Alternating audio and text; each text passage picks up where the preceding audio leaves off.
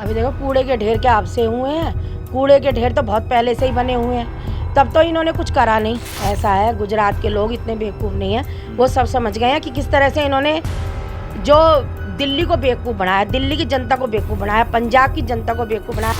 कांग्रेस की तो देखो, कांग्रेस का तो अब कोई नाम है भी नहीं इस तरह का, क्योंकि अब सब जो नाम है ना, अब ये बीजेपी सरकार ही है, जो कि उन्हें पता है कि हिंदुत्व को बचाएगी तो ये बीजेपी सरकार ही बचाएगी। केजरीवाल की बात कर रही हूँ, एक वो ही है केजरीवाल, जिसको कि दिखाना है कि हवा में बातें करने से कुछ नहीं होता।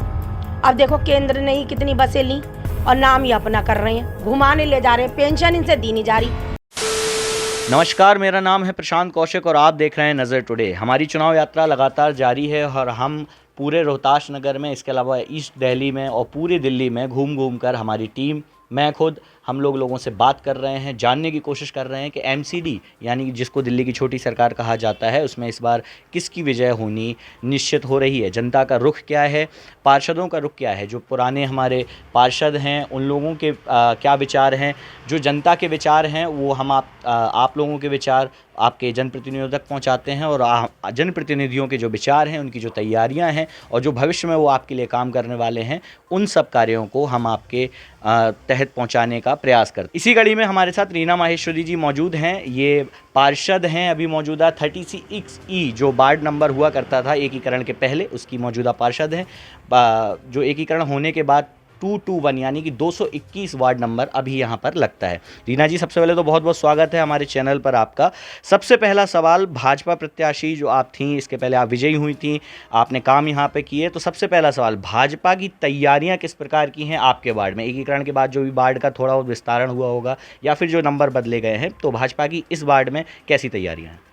अब तैयारियां तो देखो हमारी हमेशा ही रही हैं जी। यह, चाहे ये सीट ऐसी भी हो गई थी, लेकिन हम तो कंटिन्यू अपने वार्ड में लगे ही रहे।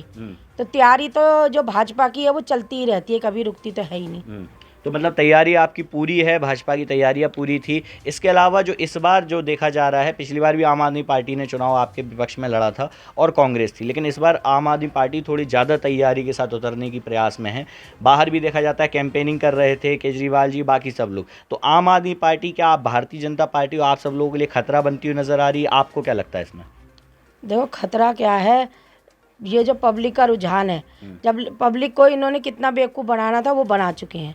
क्योंकि अब आप बच्चे से आप पूछ लीजिए कि क्या चल रहा है। अब ये कह रहे हैं कि जितना इन्होंने बेवकूफ़ बनाया, कल एक 9th क्लास की बच्ची थी, जबकि हम सबके सुझाव ले रहे थे, सुझाव पेटी हमने रखी थी, तो सबके बच्चों के सुझाव लेते, एक 9th क्लास की बच्ची आई और कह रही है, मैंने कहा बेटा आपको क्या समस्या है, क्या है? कह रही आंटी समस्या ये है कि अगर ये बीजेपी सरकार आ जाती है तो सारी समस्या का सॉल्यूशन हो जाएगा। क्योंकि ये कह रहे हैं कि पॉल्यूशन कितना हो रहा है, कितनी आंखें ख़राब हो रही हैं लोगों की और कितने गले ख़राब हो रहे हैं, लोग इतने बीमार हो रहे हैं। तो इनको ये देखो पॉल्यूशन कितना। मैंने कहा बेटा आपको तो बहुत नॉलेज है। कह रही आंटी मेरे को तो बहुत नॉलेज है, और आजकल तो बच्चा जागरूक हो गया है। नहीं, बच्चा जागरूक हो रहा है, लेकिन ये बात देखने को है ना कि रीना जी के एमसीडी में तो आपकी 15 साल से सरकार है, लेकिन दिल्ली सरकार की जब बात आती है विधानसभा में, तो आम आदमी पार्टी की वहाँ सरकार है, तो उनकी भी कैंपेनिंग थोड़ी सी है यहाँ पे।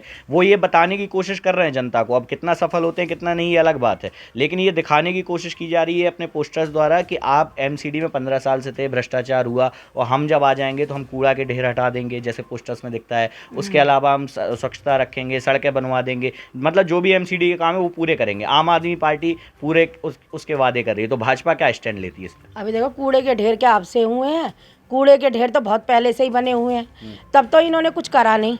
अब देखो ना, एमसीडी ने तो फिर भी कूड़े को लेकर के काफ़ी सुधार करा है। आप वार्ड में चले जाओ, वार्ड में सबसे पूछो जाकर के, जो हम ये निगम ही है जिसने सुबह शाम जो गाड़ियाँ लगवाई थी, सब निगम ने ही करवाया। और ये कूड़े से कह रहे हैं कि बिजली बनाई जाएगी, करी जाएगी। कराने की कोशिश तो बहुत करी कि भाई ये कराएंगे वो कराएंगे, कराया तो केजरीवाल ने कुछ भी नहीं है ना। स्कूल बनवाएंगे, कॉलेज बनवाएंगे, बताओ कौन सा स्कूल खुलवा दिया इन्होंने, कौन से कॉलेज खुलवा दिए इन्होंने? एक कॉलेज नहीं खुला इन्होंने, बल्कि हमारे सांसद जी ने कॉलेज खुलवाए।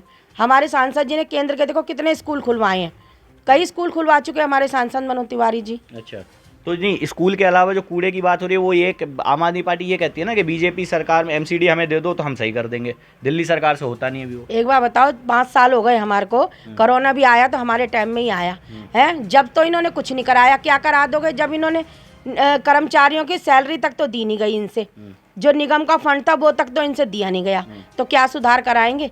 ये तो सुधार तो किससे होता है? फंड से होता है ना। जब इन्होंने निगम का फंड ही रोक लिया, हम सब पार्षद कितने परेशान रहे, और फिर भी हमने इतनी परेशानी में रहते हुए भी हमने अपना जितना हमारा सफाई व्यवस्था दी हमने उसको बरकरार रखा। आप वार्ड में चले जाओ, किसी से भी पूछो सफाई व्यवस्था हमारी कैसी चली, और हमने 5 साल सफाई पर ही जोड़े, क्योंकि हमारे मोदी जी का कहना है स्वच्छ भारत अभियान का सपना था उनका, तो हमने स्वच्छता पर ही ध्यान दिया, क्योंकि कोई फंड तो था ही नहीं। ठीक है, एमसीडी में एक चीज़ और, जैसे आप मौजूदा पार्षद भी हैं अभी, तो आप कर्मचारियों के पास जाते होंगे, सफाई कर्मचारी हैं। जब हम लोग फील्ड पे थे, हमें भी बीच में पता चला कि सफाई कर्मचारियों के वेतन रुके हुए हैं, तो ये वेतन की बात कहाँ से आती है? एमसीडी ने रोक रखा है या दिल्ली सरकार की तरफ से रोकी हुई है? ये केजरीवाल ने सारा जो ये फंड देना था वो दिया नहीं। 13,000 करोड़ जो निगम का देना था वो बकाया रह गया था, वो इन्होंने दिया नहीं। अब ये तो ये चाह रहे थे ना कि जो कर्मचारी हैं वो काम ना करें वार्ड में, जो है जब काम ही नहीं होगा काम तो क्यों नहीं करें? काम इसलिए नहीं करें, जब उन्हें सैलरी नहीं दी जाएगी करे जाएगी, तो उनका तो यही था कि हम इनको सैलरी ना दें और ये इनके बीजेपी के खिलाफ हो जाएं और सारा ये हमारे सपोर्टर बन जाएं। लेकिन ये उल्टा ही हो गया।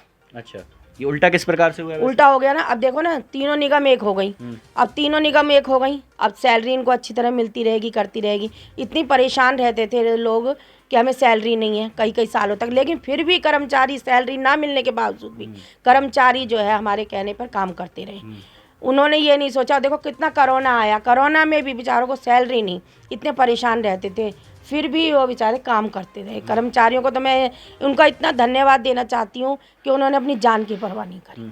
ठीक है, वैसे अभी पार्षदी के टिकट अभी फाइनल नहीं हुए हैं, लेकिन एज आप सिटिंग अभी पार्षद यहाँ पर हैं, पार्टी अगर फिर से आप लोगों पे भरोसा जताती है या फिर कोई भी पार्टी जो है, तो ज़मीनी स्तर पे आपके वार्ड में क्या क्या काम अभी बाकी हैं या क्या क्या काम करने की तैयारियाँ आपकी? देखो ज़मीनी स्तर पर तो हमारे शुरू से हम लोग काम करा रहे हैं। हमने स्कूल में, अपने निगम के स्कूल में 6 क्लासें जो थी बच्चों की बनवाई स्कूल में नगर निगम के, और रोड भी बनवा रहे हैं, विधायक फंड से काम चल ही रहा है, और रोड कुछ रह गई हैं वो भी बनवाई जाएंगी, करी जाएंगी।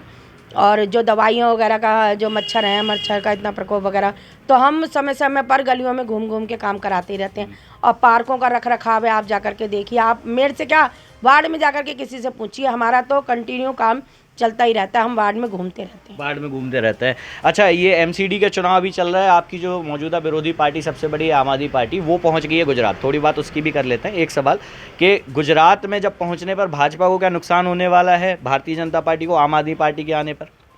देखो नुकसान तो कुछ भी नहीं होगा, क्योंकि केजरीवाल जी ने वहाँ भी फ्री की बात की है, एमसीडी में भी फ्री की बात की है। ऐसा है, गुजरात के लोग इतने बेवकूफ़ नहीं हैं, वो सब समझ गए हैं कि किस तरह से इन्होंने जो दिल्ली को बेवकूफ़ बनाया, दिल्ली की जनता को बेवकूफ़ बनाया, पंजाब की जनता को बेवकूफ़ बनाया। अभी आपने देखा होगा कई पंजाबी लोग जो हैं वो गुजरात में पहुंचे हैं, उन्होंने कहा कि इन्होंने हमारा तो बम्बू बना ही दिया, लेकिन आप बेवकूफ़ मत बनना, हमारा तो इन लोगों ने बेवकूफ़ बनाया। ये फ्री के चक्कर में इन्होंने सारी जनता को बेवकूफ़ बनाया, लेकिन अब ये बेवकूफ़ नहीं है जनता, अब सब समझ गई है कि अब ये जब दूध का दूध और पानी का पानी होगा, जब पता चलेगा कि मैं ये कहते हैं ना गिरगिट की तरह रंग बदलना, गिरगिट भी इतने जल्दी रंग नहीं बदलता जितनी जल्दी है केजरीवाल जी बदलते हैं। इसके अलावा जो तीसरी पार्टी है कांग्रेस, उसका कोई वर्चस्व आपको दिखता है जमीनी स्तर पर? आपको लगता है कि वो कोई खतरा हो सकती है आप लोगों के लिए? केजरीवाल नहीं, कांग्रेस की बात मैं कर रहा हूँ। कांग्रेस की तो देखो, कांग्रेस का तो अब कोई नाम है भी नहीं इस तरह का, क्योंकि अब सब जो नाम है ना, अब ये बीजेपी सरकार ही है, जो कि उन्हें पता है कि हिंदुत्व को बचाएगी, तो ये बीजेपी सरकार ही बचाएगी, हिंदुत्व को बचाने की बात है। ठीक है, आखिरी सवाल मैं आपसे लेना चाहूँगा रीना जी कि पूरा जो एकीकरण होने के बाद अब चुनाव फाइनल हो चुके हैं, 4 तारीख को वोटिंग होगी, 7 तारीख को रिजल्ट आ जाएगा। कितनी उम्मीदें आपको हैं, भारतीय जनता पार्टी को कितनी उम्मीदें हैं कि इस बार हम जो है चौका मार देंगे एमसीडी में, चौथी बार भी आपकी सरकार आएगी लगातार, और किस प्रकार से आप लोग इस आश्वस्त हैं कि हम ही सरकार बनाने जा रहे हैं? देखो, हमारी सरकार बनेगी, और हमारे जो जितने भी पार्षद हैं सब ने बहुत ही मेहनत के साथ कार्य किया है, ज़मीनी स्तर पर कार्य किया, हवा में उड़ करके काम नहीं करा। और जब काम करते हैं ना तो अपनी जीत हासिल होती ही होती है।